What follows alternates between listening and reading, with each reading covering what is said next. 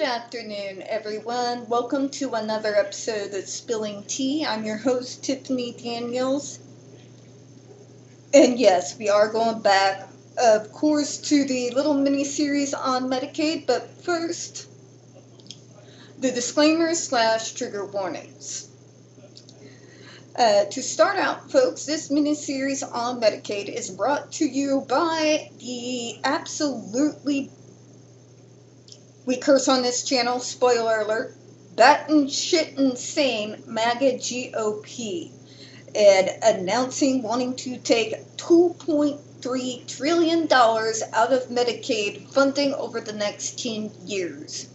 First of all, we're going to be going over the very abysmal look at where Medicaid is sitting at right now, and what the last cuts that took place about around 2010 or so has already decimated this particular field of work, especially for people who work for the state and the providers that work the most closely with the different states, such as ARC of the United States, as well as taking a bite out of job programs and job training, job coaching, direct care staff, community integration, any and all almost community-based programs, group homes, assisted living apartments, both for those folks with physical and developmental disabilities as well as elderly. What they are proposing would cause a system collapse of epic proportions, putting our most vulnerable individuals into the streets. Which makes it kind of odd. They want to mandate work requirements in order to retain Medicaid, but it's Medicaid funding that provides the money necessary to keep the job programs going. So, yeah, a lot to go over. What we're currently going over now is in regards to waiting lists, in particular for HCBS. To layman's folk, what that usually means is things such as direct care staff, nursing staff, things of that nature for some of our most medically vulnerable individuals, as well as into the other programs, including those programs that they kind of partially fund to assist in housing. Medicaid is not just about health care. It touches just about every single thing inside the service system. For a good majority of us, Medicaid is the gateway into the service system to get access to those services. You don't have it, you don't get in. One of the biggest problems is, do I have a problem with that? You bet I do. But as of right now, what they're proposing would completely gut the program even worse than what it already is. Okay? And then there is no infrastructure in place to catch the individuals who would be losing all of their funding. There's no other support that they can go to and lean on to take Medicaid's place that touches all of these different areas of people like myself's lives. Not all of us are like me, where eventually we no longer need those types of services by means of Medicaid. A lot of the majority of the folks on there need to remain on there for multiple reasons. But just a little bit of an introduction. We're going to be going once again and discussing wait lists for things like HCBS. And now for the trigger warnings. Now, folks, I kind of let you know just a little bit ago, we do use profanity on this channel. I am an Army brat, and pretty much just about, let's see here, both my grandpas were Army, World War II for one, Korea for the other. My stepdad was in the Army in the 70s. My brother was in the Army in the early 2000s. And my stepdad's also a truck driver. So I inherited very much a potty mouth. And it's just so embedded at me at this point that it's likely just going to fly out of my mouth. So if that's the sort of thing that offends you, I won't blame you if you pause the video, but please do go ahead and take a look at the links inside the description box. And also, most importantly, the ARC website link, where it gives email templates, phone scripts, all the things you need to get a hold of your current representatives to say hands off Medicaid. All right. Now, if your kids are 16 and younger and they're watching this channel, by the way, for those reasons, very obviously, parental supervision is very much advised. All right. So, we finished up yesterday going over this figure here. We're going to re-go over it real quick just to kind of refresh you, and then we'll go ahead and get right back into it. The number of states with waiting lists or interest lists for Medicaid HCBS has been fairly stable since 2016. So, 2016 was 39, 40 for 17, 41 for 18. Looks like there's no data for 2019, 39 for 2020, 37 for 2021, 22, 38, 23, 38, and 24, 40. It's kind of been in that particular area for wait lists for quite some time. They started going up about around into 2012 into 2013 when the waiting list started to get larger, because that was when those cuts came through during that time period. Okay. There were more changes in waiting lists for specific types of waivers, however. Georgia, Kentucky, and West Virginia reported new lists for seniors and adults with physical disabilities, with a combined 2,683 people, and Alaska, Connecticut, South Dakota, and Washington reported new lists for people with intellectual and developmental disabilities. I/DD with a combined 13,251 people on the lists. New Jersey newly reported a waiting list for nearly 2,700 people for its community care program, which serves people with IDD and is part of the state's larger 1115 waiver. Now, out here in Missouri, we've got different types of waivers funded through Medicaid for different things. There's a waiver to get into the job program and vocational rehabilitation. There's WORS for transition age services, which is the first one I got into of circa 19 years old. That has to do with building job skills, teaching life skills. It was the program that provided the complete funding for me to obtain my credentials for an associate's degree for graphic arts and design in 2004. It's really the sole reason I was able to get to go to college was the fact that I had the majority of the credits I needed for high school, so I was allowed to spend over half the day, both junior and senior years, to get those credentials. Medicaid also has a part in funding that as well. It's its own separate waiver. Job program, its own waiver.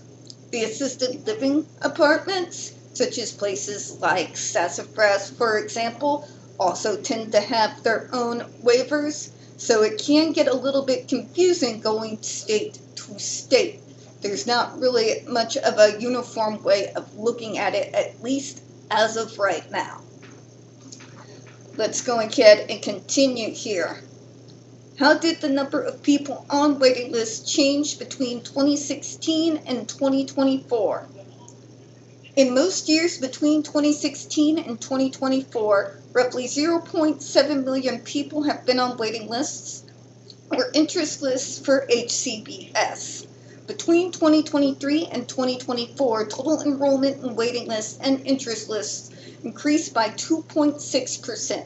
As of right now, in my area of the state, most waiting lists for the majority of the programs sits about 2 to 3 years, even after getting acceptance into Medicaid.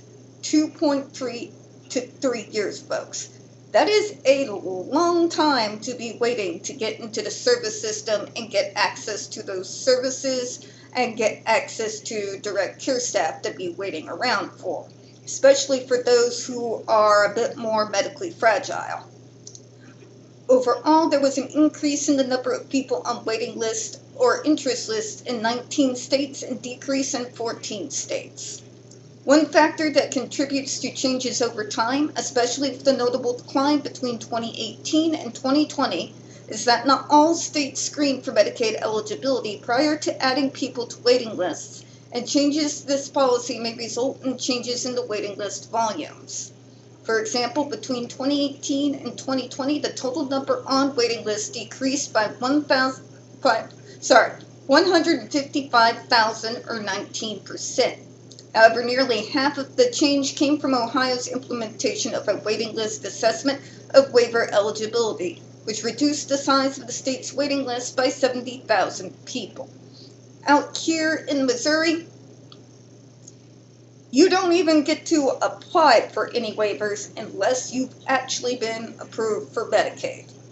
They find out if you're eligible first, which means you get some of the most basic types of services through Medicaid, such as, to be more specific, things like health care. It covers your primary doctors, or for us women, it covers gynecologists, it covers if you need therapy, it covers like psychiatrists and neurologists, things of that nature, but not so much the other stuff, because those come underneath those waiver programs, such as the job programs, the voc rehab programs, what have you. All right? Okay. Let me go ahead and continue here. In 2024, most states, 32 with waiting lists, screen individuals for waiver eligibility among at least one waiver.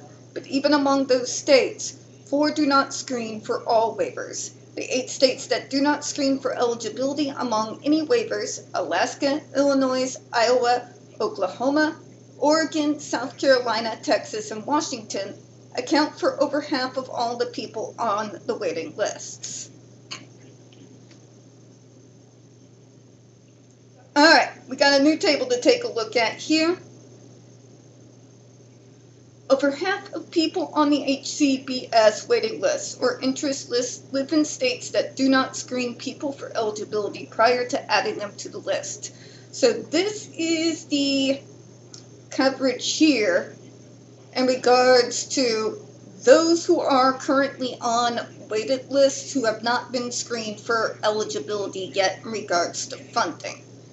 So for 2016, that was 656 people. 2017, 707, 820 in 2018, no data for 2019, 665 for 2020, 656 for 21, 691 for 2022, 2023 at 692, 711 for 2024.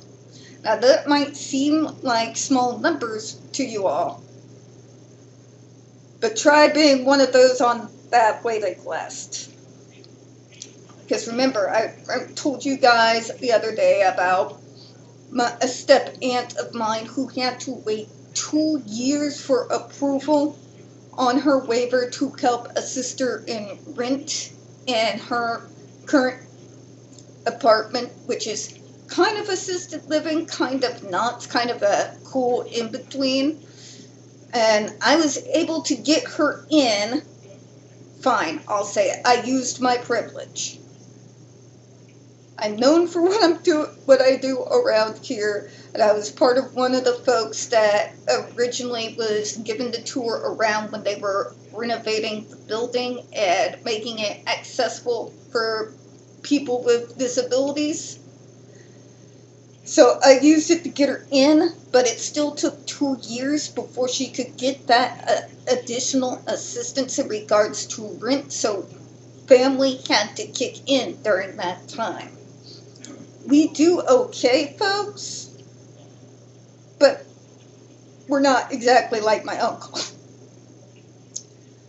It was a relief when that waiver finally went through to her. But for those who don't necessarily have other folks that they can lean on, I don't even want to think about that level of stress at all.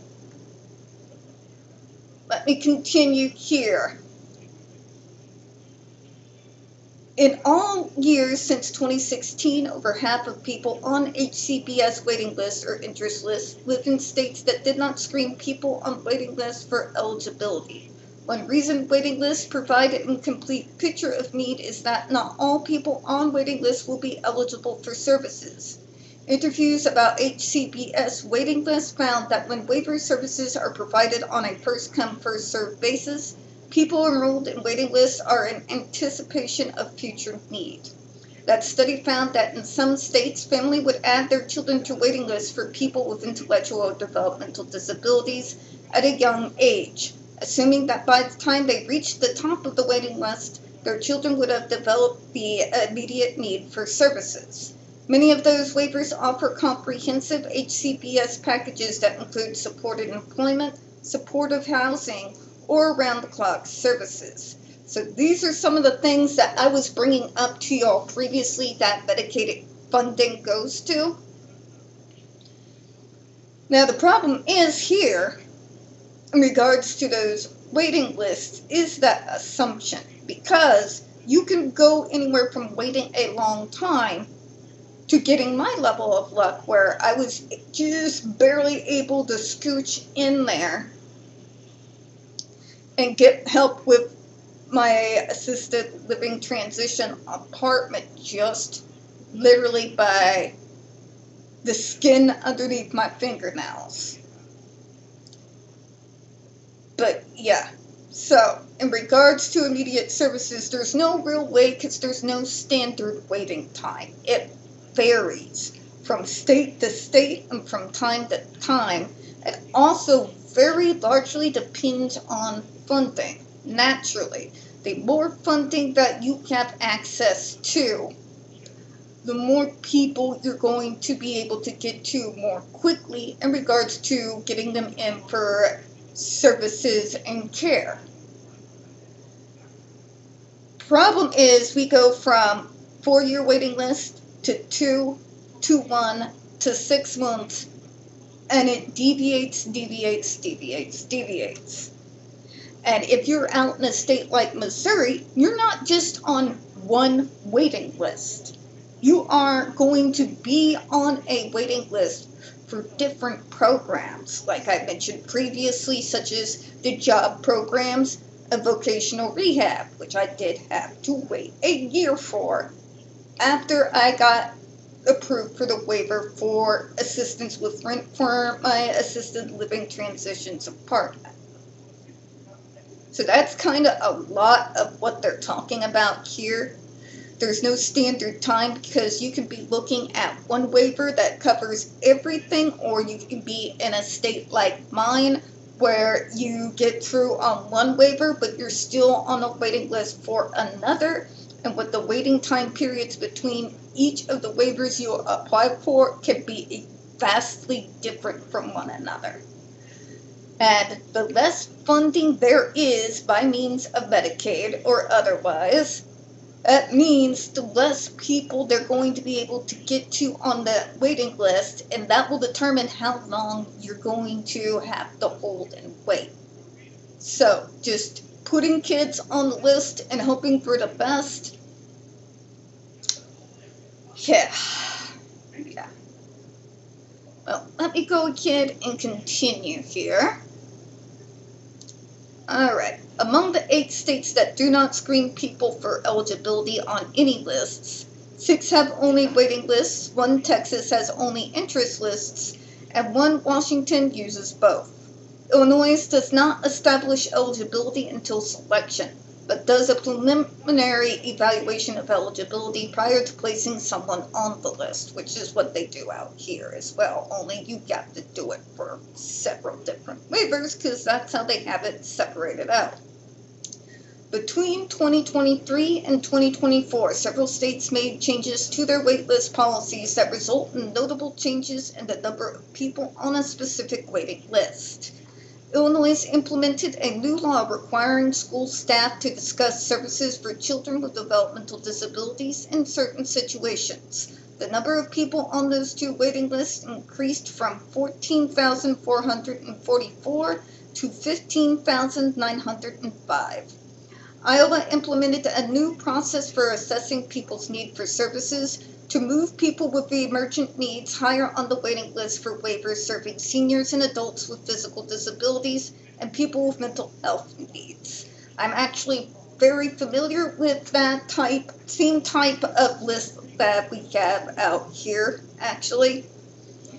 And when I was talking about the tightening of the criteria that I kind of got in like just a few years before they started really limiting the eligibility criteria, that is a direct result. A direct result to the cuts in Medicaid funding in my state during the 2010s era. They have to essentially, every time Medicaid gets cut, people like the folks that work for the Department of Mental Health have to go back and redefine eligibility criteria because there's just not enough money to go around for everyone. And they have to prioritize funding specifically for those who have the most urgent medical needs and mental health needs. Now, that leaves a lot of us hanging out to dry, which can turn into a scary situation fast. And places like the Centers of Independent Living can only help with so much. So there's still a whole lot of problems to address there. And again, there's no existing infrastructure behind it as an alternative to go to for these folks, which can be absolutely devastating. Let me continue here. The number of people on mental health waiting lists increased from 802 to 1,128 on the seniors, adults with physical disabilities waiting list, increased from 9,684 to 10,508. For its IDD waivers serving children with autism, Maryland added a screen call for applicants to ensure children have individualized family service plan, or the Individualized Education Program, IEP, and at least 15 hours each week of special education or related services prior to adding people to the waiting list. The change reduced the number of people on the waiting list from 6,431 to 5,280.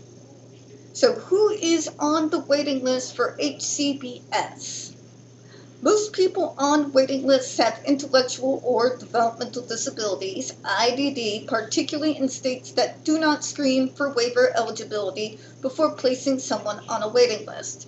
People on waiting lists for waivers serving people with IDD, which include waivers specific to people who have autism, comprise 89% of waiting lists in states that do not screen for waiver eligibility, compared with 49% in states that do determine waiver eligibility before placing someone on a waiting list like we do out here.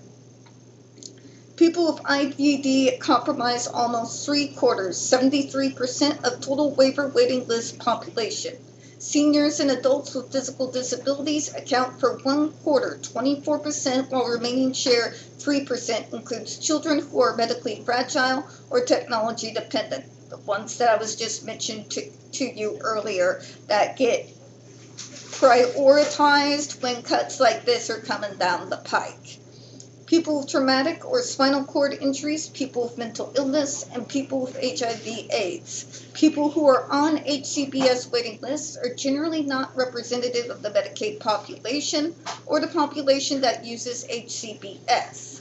Those people on waiting lists have I/DD, but KFF analysis shows that people with IDD comprise fewer than half of the people served through the 1915 waivers, the largest source of Medicaid HCBS spending. All right, folks, we're getting towards the end of it here. And I hate to do this to you all. So we're going to go to the next square here and get this finished up. So, most people on Medicaid HCBS waiting lists or interest lists have intellectual or developmental disabilities. That would be correct. So specifically, those of us who usually get cut out when there is cuts is us. Every time. Every time. And to this day, even though I no longer work for the state, whenever that happens, guess who they always end up sending them to?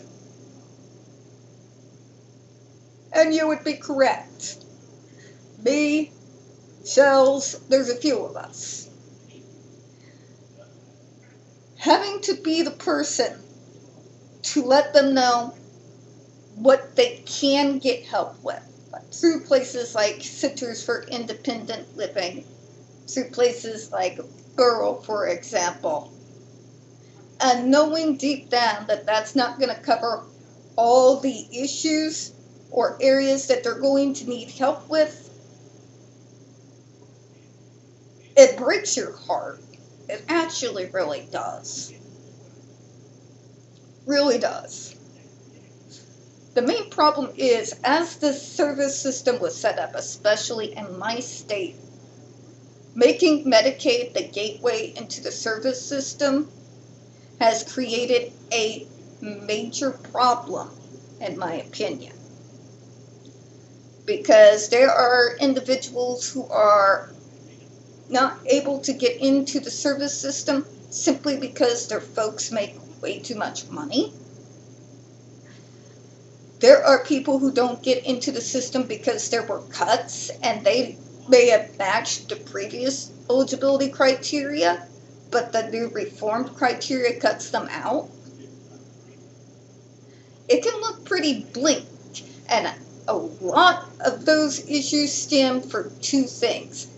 A, they established long ago for Medicaid to be the gateway into the service system. And B, they've never increased funding for the service system. They only take, they never add. They either take or leave it alone. There's kind of no other options that they go for here. The few times you might see within a service system any increase in budget, it's done through state projects and state funding, not federal. And when you're talking about depending on the state, and remember there's different regions, if you're in one of the areas where it is more rural, you're going to have a lot less funding through other means to get a hold of services. So, what do we do here, folks? First, we got to deal with the current threat. That current threat has the entire disability rights movement in absolute uproar and fear. So we need to get that dealt with. We got to get a hold of these people, drag them out, and make them stare in the face the individuals whose services they're getting ready to cut. We got to make it real for them. Because with politicians, I'll be honest, folks, I've been dealing with these folks for multiple years now. They don't care. And in a situation like this, they won't until you make it real. So, Best way to do that, again, description box, guys. Please go to that ARC link that I have in there for you. It will show you all the different things you can do to go ahead and help us. And if you're not from the United States, but you are watching this channel, even doing so much as sharing that link and sharing that information would really be a big help right now. All right, so states with waiting lists that do not screen for eligibility, about, looks like 33. And states with waiting lists that do screen for eligibility, 32. You can obviously see the tables there. Okay, let me see how much we got. All right, we're going to try to get through this all. In 2024, people on the waiting list or interest list have accessed services after an average of 40 months. 32 of 40 states responding, down from 45 months in 2021, but up from 36 months in 2023. People with IDD waited the longest for services, 50 months on average, just like I said. The average waiting period for other waiver populations ranged from 6 months for waivers targeting individuals with mental illness to 44 month waivers that serve children. People with IDD residing in states that do not screen for eligibility wait longer for services than people with IDD residing in states that do screen for waiver eligibility, 70 months versus 43 months on average. Most people on waiting lists or interest lists are eligible to receive other types of HCBS while they wait. Out here, that is not the case, especially since we are more rural and there's just no additional funding that we can fall back on. Among the 710,000 people on lists for waiver services in 2024, living arrangements are unknown for more than 560,000. Among the people whose living arrangements are known, 98%, 147,000 live in community, and 2%, 3,300 live in institutional settings. While waiting for waiver services, people living in the community are likely to be eligible for other HCBS through Medicaid state plans. Again, that depends on your state and your state's funding. If you're in a place like Missouri, you're screwed. Of the over 4 million people who use HCBS, KFF estimates that roughly half use services provided through the Medicaid state plans, such as personal care to help with bathing or preparing meals, therapies to help people regain or acquire independent living skills, and assistive technology. Again, Medicaid out here is all we've got. All we've got. States may not use waiting lists to restrict the number of people eligible to use such services, and over 80% of people on HCBS waiting lists are eligible for personal care or other state planned services. They would not, however, have access to more specialized services such as supported employment or adult daycare. Yay, that was exactly what I was talking about. Good, good. I'm glad they put that in there. People on waiting lists who receive state plan services may also have fewer hours of personal care than they would in a waiver program, or they may not have assistance with some of the activities they need help with, such as bathing, dressing, preparing meals, or managing medication. Now, add on top of that the worker shortage in regards to direct care staff, and you can see why we are becoming increasingly more and more alarmed as they continue to try and push forwards with these cuts. How workforce shortages and changes in federal policy affecting HCBS waiting lists. This is what I really want you all to start paying attention to. Although waiting lists may reflect states' budget on constraints, states also use waiting lists to manage shortages of HCBS workers, and with ongoing workforce shortages, it may be difficult to meaningfully reduce waiting lists. Rhode Island and West Virginia duly reported waiting lists because of workforce shortages. In Rhode Island, the waiting list captures people who are eligible for and enrolled in their 1115 waiver, but are not receiving home care because of provider shortages. The state noted that provider shortages differ from across communities and that some people waiting for authorized services might be living in institutions and waiting to transition to community living. West Virginia's new waiting list for their mental health waiver reflects a lack of workers accepting new patients. Workforce shortages are not unique to Rhode Island and West Virginia. They were reported by all responding states in KFF's 2023 survey of the HCBS programs. It is unlikely that there will be major changes in the state's waiting list for HCBS without corresponding changes in the availability of HCBS workers. Now, we talk about these cuts. We're talking about a workforce shortage that has been going on literally since the 2010s and has gotten worse each preceding year. And now we're looking at further cuts. Let me continue here. We're almost finished up. As states exhaust expanded federal funding for HCS from the American Rescue Plan Act, or ARPA, addressing waiting lists may become more difficult. Section 9817 of ARPA provides states with an additional 10 percentage points of federal funding for their Medicaid HCBS expenditures between April 1st, 2021 and March 31st, 2022. States were required to reinvest this additional federal funding into Medicaid HCBS, resulting in an estimated $37 billion in new HCBS funding. As of December the 31st, 2023, the number of one using ARPA funds, accounting for more than $26 billion of the planned $37 billion in new funding, was for workforce recruitment and retention. The second largest allocation, an additional $4 billion, was for workforce training. The end of extra workforce-oriented funding could exacerbate workforce challenges, potentially increasing waiting lists, and states plan to spend almost $2 billion directly on reducing or eliminating waiting lists. You see the catch-22 here? Yeah. The additional ARPA funding will end in most states by March 2025, although 4 states, Missouri, South Dakota, Virginia, and Washington, had already exhausted their funds by August 2024, which I told you all about.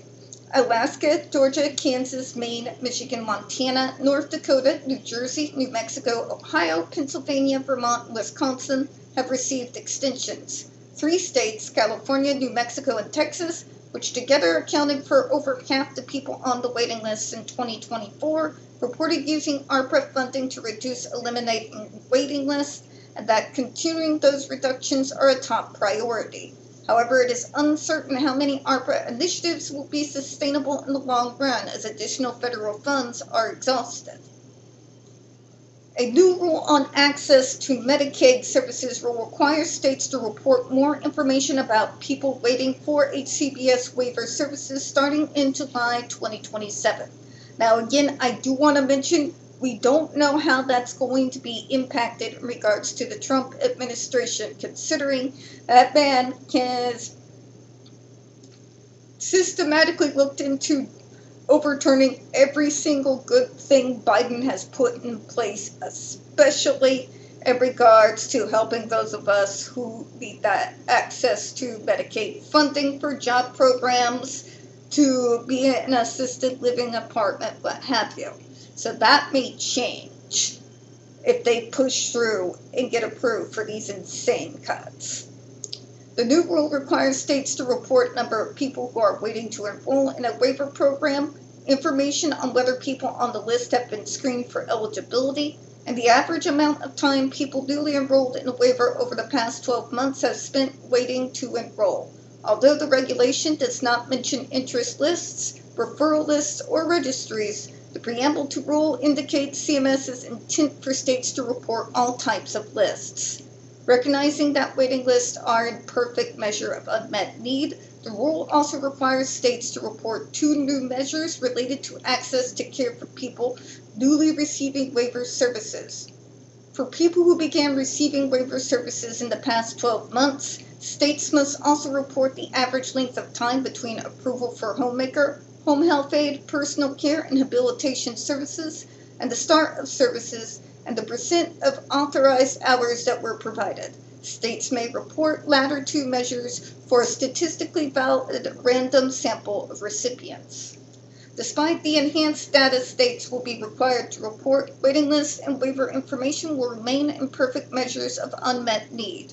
None of the new data will reflect how long it takes for people to receive HCBS provided through the Medicaid state plan, or how comprehensive those services needed levels because of hourly or dollar caps on the amount HCBS they can receive. With most people on waiting lists still eligible for state plan services, understanding what services they receive while waiting is also a dimension in understanding how acute the needs are among the people on waiting lists. More broadly, the waiting list numbers and associated requirements apply to waiver services only, which are optional for states to provide. New data will offer insight into unmet needs among people receiving and waiting for optional services, but there will still be little information about people who need HCBS but are not receiving care. So as you can see, as of right now, the lists are already bad. They've been bad for a good long minute, and there's not a whole lot of conformity in regards to waivers going from state to state through means of state funding. The only thing that's really been across the board is what each state receives federally wise in regards to federal Medicaid programs. If these major cuts go through, the poorer states, like mine, are gonna be boned. I'm sorry, I'm going to say it like it is. We will be boned. Okay? Because we don't have anything else to fall back on.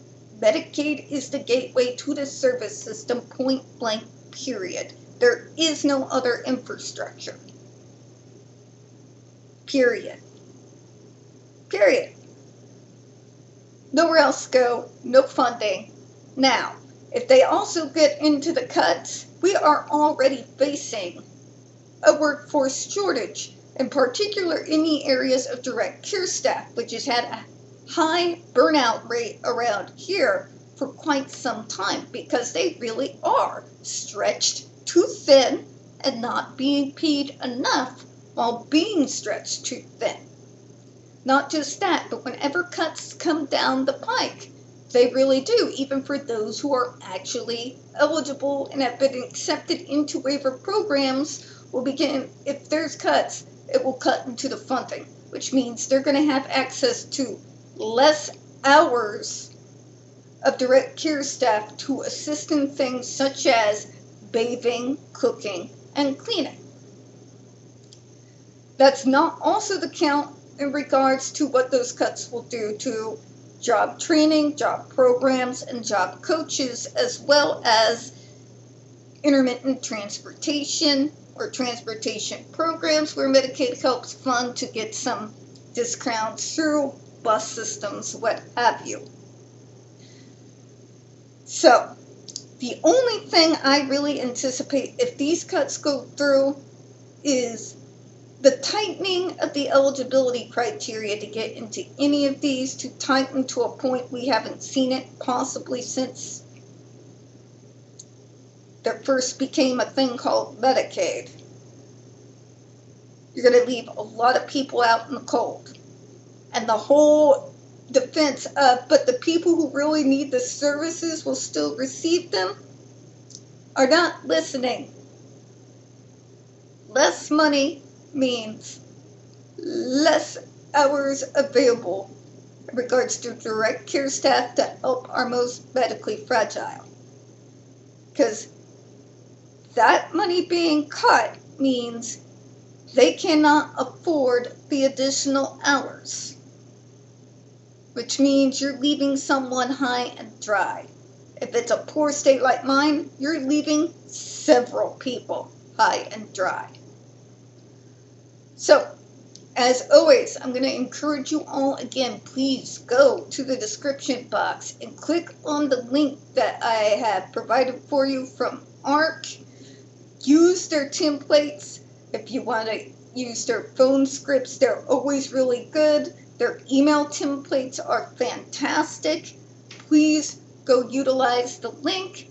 Go to ASAN, the Autism Self-Advocacy Network. They also have their own phone scripts, phone etiquette, email templates, you name it, they have it. People First also has it as well, People First of the United States, ARC of the United States, as well as local iterations like ours, ARCs of the Ozarks. And we need your help, people. We really do. We are dealing with individuals who want to cut this funding who have no idea what it is they're actually cutting.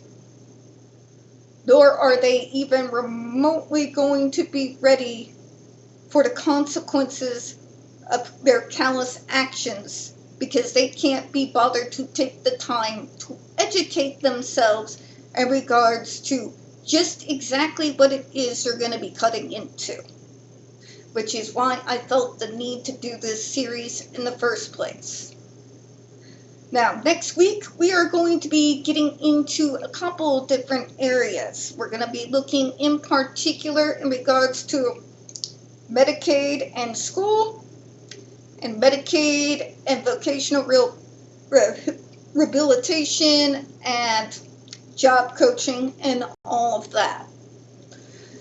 For now, though, we're going to go ahead and close on out here. We don't get very many views on this channel, and the few we do get do tend to get removed from time to time. So if you could, folks, please don't forget to hit the like button, hit subscribe, and as always, folks, please don't forget to hit the comments. I do appreciate your time, and as always, folks, we here at Spilling Tea absolutely do hope you have a good one. I will see you all same time next week. Bye, everyone.